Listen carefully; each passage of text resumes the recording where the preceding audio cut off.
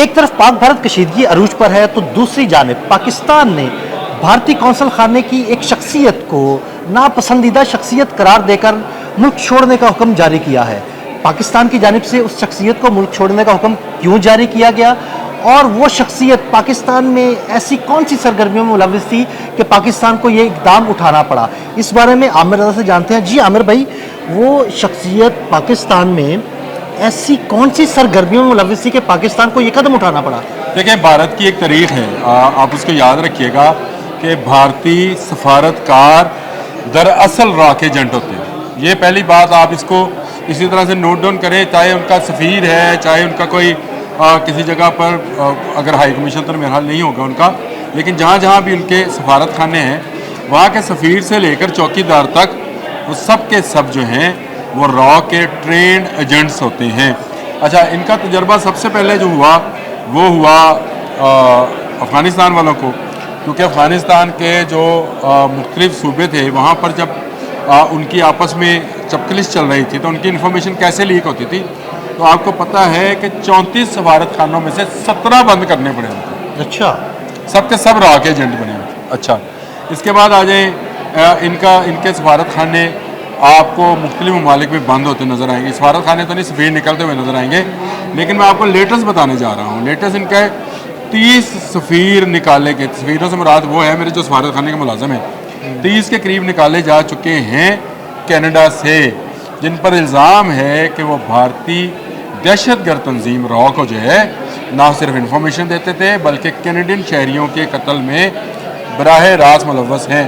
اور اب سے چند دن پہلے ہی 6 مزید اہلکار وہاں سے نکالے گئے ہیں۔ لیکن آپ اس ٹوکری میں کیونکہ سارے ہی انڈے گندے ہیں تو آپ اس میں سے 10 دے کے 4 بھی لیں گے تو وہ بھی گندے نکلیں گے، وہ 4 واپس کر کے 5 لیں گے وہ بھی گندے نکلیں گے۔ تو گندے انڈوں کی ٹوکری میں سے کچھ انڈے ہمارے پاس ہیں جی، ان میں سے آج ایک گندا انڈا ہم نے نکالا۔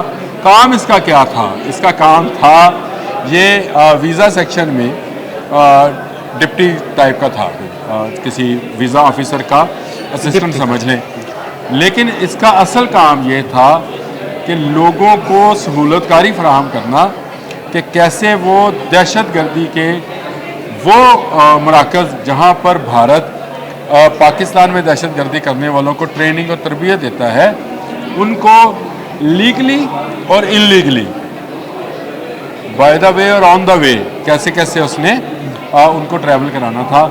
اس کام میں وہ ملوث تھا، ڈپٹی ویزا آفیسر تھا وہ، اور اس ویزا آفیسر کو آج پرسونا نان گریٹا، جس کو اگر آپ آسان الفاظ میں کہیں کہ ناپسندیدہ شخصیت قرار دے کر ملک چھوڑنے کا کہہ دیا گیا ہے۔ اور آج میرا خیال ہے وہ چلا بھی گیا ہوگا اب تک، جب تک یہ آپ اس کو ویلو کو اپلوڈ کریں گے۔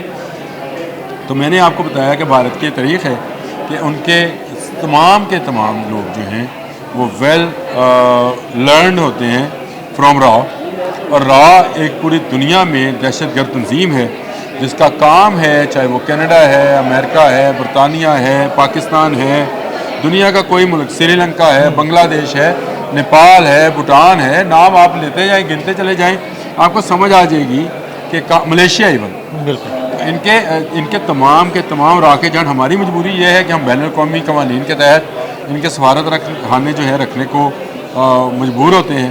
ہم یہاں پہ لوگوں کو جو ٹاپ ناٹس ہوتے ہیں، جو عقل کے آپ سمجھیں کہ پیک پر ہوتے ہیں، CSS کرتے ہیں، ان کو بناتے ہیں۔ وہاں ایجنٹی میں جو نمبر 1 ہوتا ہے اس کو بناتے ہیں سفیر۔ کسی کو امریکہ کی سفارت رشوت میں ملتی ہے، کسی کو پاکستان کی، کسی کو برطانیہ کی۔ اور میں ایک آپ کو دلچسپ بات بتاؤں، اس وقت بھی جو پاکستان میں سفیر ہوتا ہے بھارت کا، وہ باقی تمام دنیا کے سفیروں سے ویل پیڈ ہوتا ہے، یعنی وہ سب سے بڑا ایجنٹ ہوتا ہے، سب سے بڑا ایجنٹ ہوتا ہے۔ بالکل بالکل، یہ ہے معاملہ۔ صحیح، بہت شکریہ عامر بھائی۔ جی بالکل، پاکستان کی جانب سے نکالی گئی اس بھارتی شخصیت کا کچا چھٹا کھول کے رکھ دیا عامر رضا نے۔ عدیل احمد اور عامر رضا کو اجازت دیجیے گا، اللہ حافظ۔